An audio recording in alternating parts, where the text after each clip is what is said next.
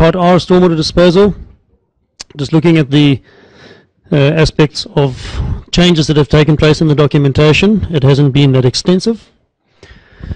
There are some new clauses, however, with regard to the controls of stormwater in relation to next door neighbours and the effects that there are in terms of hardened surfaces and the development of your site and the relationship of that to what was the natural landscape before. It is expected that if you have a sloping site and rain falls on it, that it must naturally flow downhill.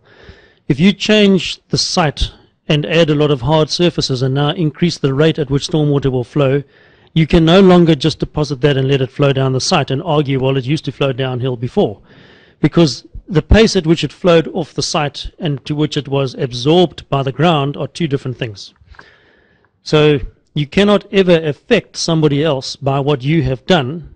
If you own a piece of ground and nothing's ever been done to it, it is expected that what happens, happens. Okay, so stormwater emanating from the roof, paving, or area in the immediate vicinity of a building shall not cause damage to the building interior. So in other words, it can't flood, you can't have water passing into the interior of the building. Structure or structural elements, or accumulate in a manner unduly inconveniencing the occupants. So no puddles, you've got to make sure that there are slopes and surfaces and places where the water can go.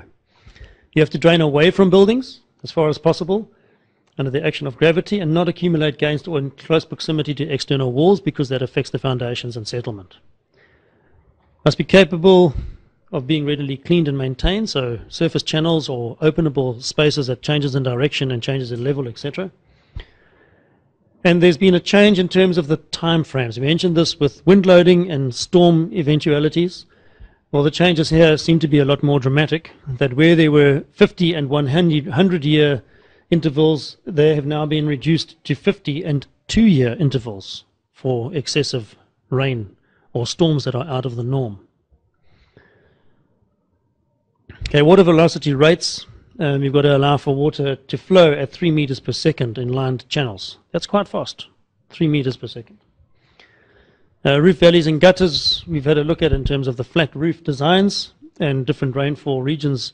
Those have remained unchanged. So Durban's got a very high fall rain pattern. Our gutters and downpipes are considerably bigger than what you would have in a winter rainfall area like Cape Town. We seem to have much more of a flash flood eventuality here. So the rain comes down a lot quicker and we have to deal with it in a different manner. Okay, there's nothing about rainwater harvesting in the documentation.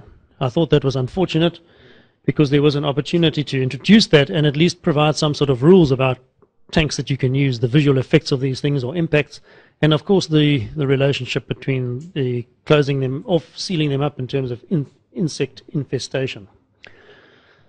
Anyway, so the changes here are that, again, in terms of the municipality's requirements, if they deem it necessary, they can ask you for a design.